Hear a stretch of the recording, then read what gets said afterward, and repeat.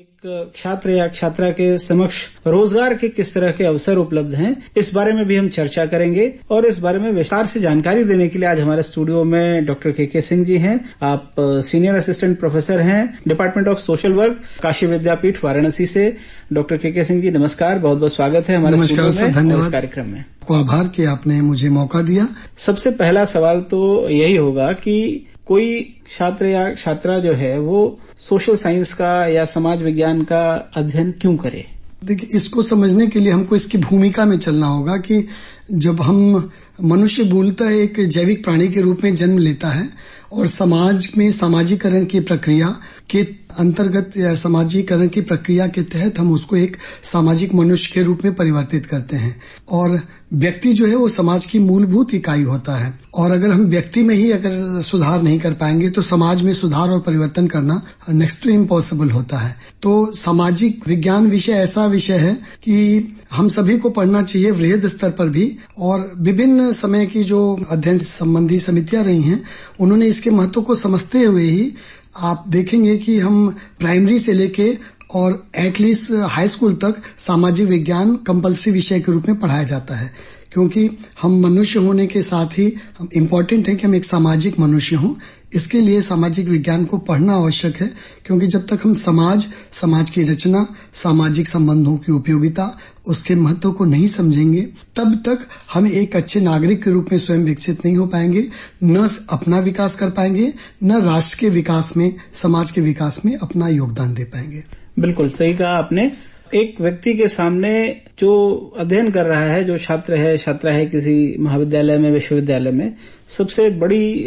एक अपॉर्चुनिटी जो देखता है वो किसी भी विषय के अध्ययन में, कि इसमें रोजगार के क्या अवसर हैं, इसकी पढ़ाई करने के बाद मेरा भविष्य कैसा है, क्या है। तो जब एक विशेषज्ञ के तौर पर वो इस विषय का अध्ययन करता है तो उसमें किन किन चीजों को वो जानता है? जैसे आपने बताया, रोजगार के अवसर तो डेफिनेटली हर एक विषय में होते ही हैं।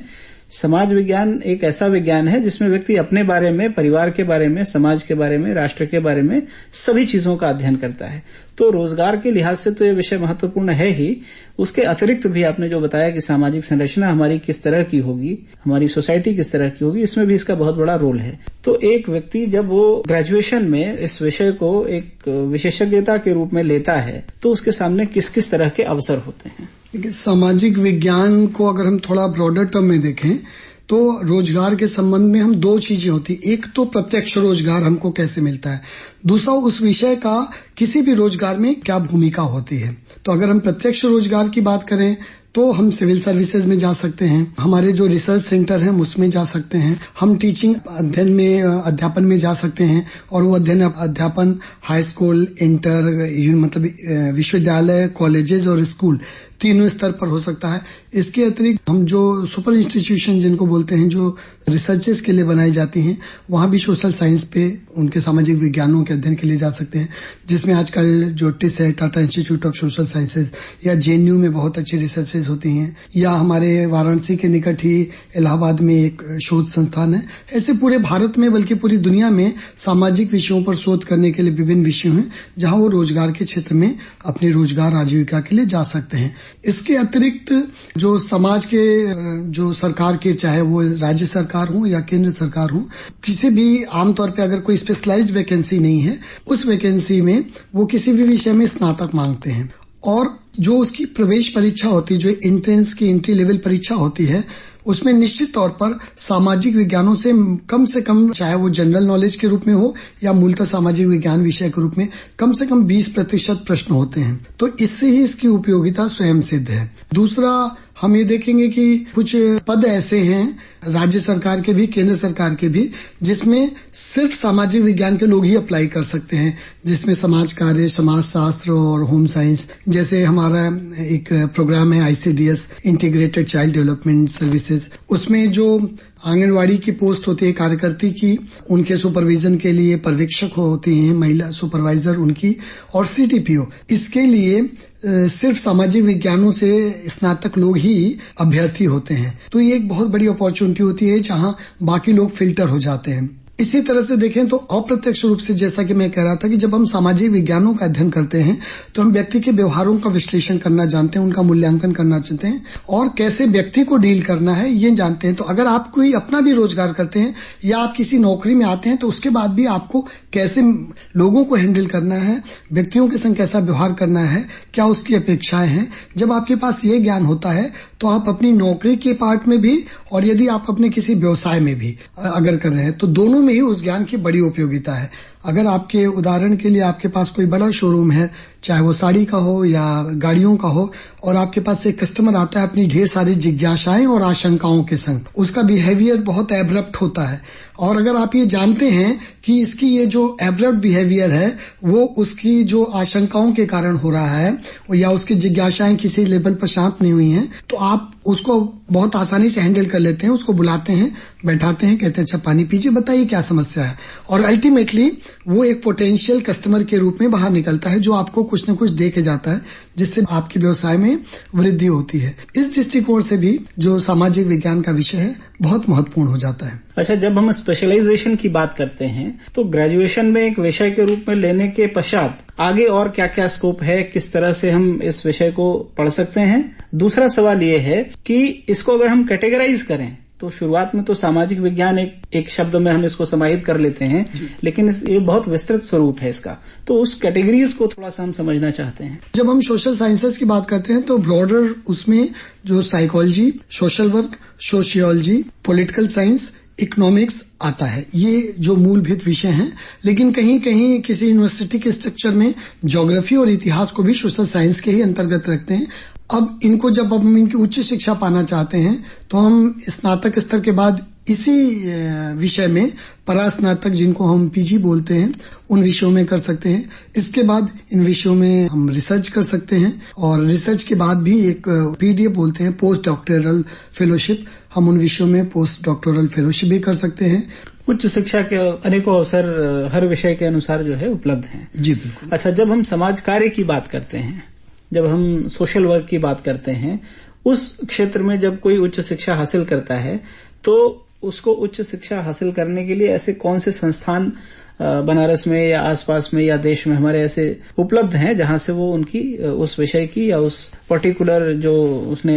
कैटेगराइज करके अपना एक क्षेत्र विशेष चुना है उसमें वो उच्च शिक्षा हासिल कर सकता है? अब सोशल वर्क के लिए तो आमतौर पर स्नातक स्तर पे बहुत कम जगह सोशल वर्क पढ़ाया जाता है, जिसको हिंदी में समाज कार्य कहते हैं। बट पीजी लेवल पर जो पोस्ट ग्रेजुएट लेवल है उसमें सोशल वर्क पूरे भारत में बहुत संस्थाएं हैं जो अंतर्राष्ट्रीय ख्याति लब्ध हैं, जिसमें हम लोग सौभाग्यशाली हैं कि महात्मा गांधी काशी विद्यापीठ में भी समाज कार्य का स्नातकोत्तर स्तर पर पीजी लेवल पर और रिसर्च लेवल पर पढ़ाई की जाती है। एक सबसे महत्वपूर्ण प्रश्न ये उठता है कि जब रोजगार के अवसर की हम बात करते हैं तो ज्यादातर सरकारी विभागों में किस तरह के अवसर हैं और उनमें क्वालिफाई करने के बाद हमें किस तरह का हमारा जीवन शैली होगी, हम सभी लगभग वाकिफ हैं इससे। लेकिन जब हम निजी क्षेत्र की बात करते हैं तो जो रोजगार के अवसर आपने बताए स्वयंसेवी संस्थाओं से लेकर के और जो बड़ी बड़ी एमएनसीज हैं उनके अंदर, वहां पर जो रोजगार के अवसर हैं उसके बाद जो हमारी लाइफस्टाइल है या एक व्यक्ति सोचता है कि भाई जब हमारे पास रोजगार होगा, हमारे पास नौकरी होगी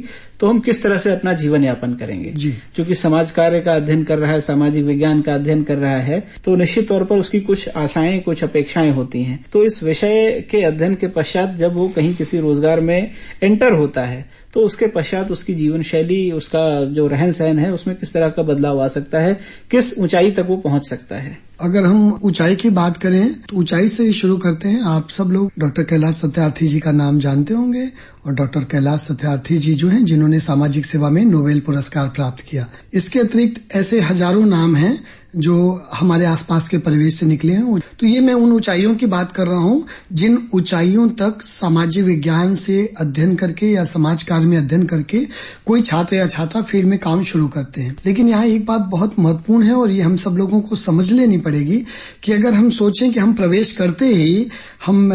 बिंदेश्वरी पाठक हो जाएंगे, हम कैलाश सत्यार्थी हो जाएंगे, तो ये किसी भी रोजगार के क्षेत्र के लिए मुश्किल होता है। हमको स्टार्ट लेना पड़ता है और स्टार्ट करते समय हमको कमिटमेंट की ज्यादा जरूरत पड़ती है, हमको हार्डवर्क की ज्यादा जरूरत पड़ती है। और अगर हम अपने पूरे कमिटमेंट के संग हार्डवर्क करते हैं तो निश्चित तौर पे अन्य जो कैरियर के रोजगार के अवसर हैं ठीक उतना ही और कहीं कहीं जहां तक सामाजिक प्रतिष्ठा का प्रश्न है उसमें अन्य रोजगार के अवसर से ज्यादा सामाजिक विज्ञानों में अध्ययन करके हम प्राप्त कर सकते हैं। हमारे जो श्रोता, विशेष करके युवा श्रोता जो इस कार्यक्रम में इस मार्गदर्शन सेगमेंट को अभी सुन रहे हैं, चलते चलते उनके लिए कोई विशेष सलाह आपकी जो वो अपने ऊपर अप्लाई करें इस विषय के अध्ययन के बारे में? जब वो इस विषय का अध्ययन करते हैं तो क्या दृष्टिकोण उनका होना चाहिए, किस तरह का उनका सोच होना चाहिए इस विषय के अध्ययन को लेकर के, ताकि वो जीवन में और सफल हो सकें? हमारे युवा मित्रों के लिए ये संदेश ये है कि जब आप सामाजिक विज्ञान का अध्ययन करते हैं तो आप उसको एक विषय के रूप में न लेके आप अपने जीवन के एक अंग के रूप में उसका अध्ययन करें। जब आप उस इच्छा के साथ उस विषय का अध्ययन करेंगे तो आप ये पाएंगे कि आप अपने घरेलू कार्य, मतलब जो घरेलू अफेयर्स होते हैं, डोमेस्टिक अफेयर्स, उसमें भी आप स्मार्ट हो जाते हैं, क्योंकि आपको लोगों को हैंडल करना आता है, लोगों के विचारों को पढ़ना आ जाता है, कौन क्या बोल रहा है उसका इंटरप्रिटेशन करना आ जाता है। तो इस हिसाब से अगर देखा जाए तो युवाओं को सामाजिक विज्ञान के अध्ययन का अप्रोच ये होना चाहिए। दूसरा प्रश्न ये है, हम क्यों पढ़ें? चूंकि हम सामाजिक प्राणी हैं, हमको सामाजिक बनाया है समाज की परंपराओं, प्रथाओं, मूल्यों, प्रतिमानों ने, और ये प्रथाएं, परंपराएं, मूल्य और प्रतिमान हमारी विभिन्न सामाजिक आवश्यकताओं की पूर्ति के लिए बनते जाते हैं और इसमें समय के अनुसार, आवश्यकता अनुसार परिवर्तन और परिवर्धन होता है। तो जब आप सामाजिक विज्ञान पढ़ें तो समाज की सेवा के भाव से पढ़ें और ये मान के ये हमारा इंटीग्रेटेड पार्ट है और इसलिए हमको पढ़ना चाहिए। ये ठीक है कि समाज में विषमताएं ज्यादा हैं और सामाजिक समस्याएं ज्यादा हैं, बहुत तकलीफें हैं लोगों को, लेकिन मुझे किसी कवि हैं, उनकी 2 लाइनें मुझे हमेशा से ही प्रेरित करती हैं और मैं अपने युवा मित्रों को वो बताना चाहूंगा कि जानता हूं कि अंधेरा घना है, जानता हूं कि अंधेरा घना है, लेकिन दिया जलाना कहाँ मना है। तो हम इस सोच के संग कि ढेर सारी सामाजिक समस्याएं हैं, ढेर सारी दुश्वारियां हैं, लेकिन हम एक दिया जलाएंगे जो हो सकता है कि बहुत दूर तक रोशनी न कर पाए, लेकिन इतना जरूर है कि जहां वो जलेगा वो आसपास रोशनी फैलाएगा। और एक चीज कि उनको क्या मिलेगा, तो जो दिया है वो रोशनी दूर तक फैलाता नहीं है, लेकिन दिखता जरूर दूर से है। इसी के साथ मैं चाहूंगा कि आप ज्यादा से ज्यादा लोग सामाजिक विज्ञानों को इस अप्रोच के संग पढ़ें, इसके माध्यम से रोजगार को अपनाएं।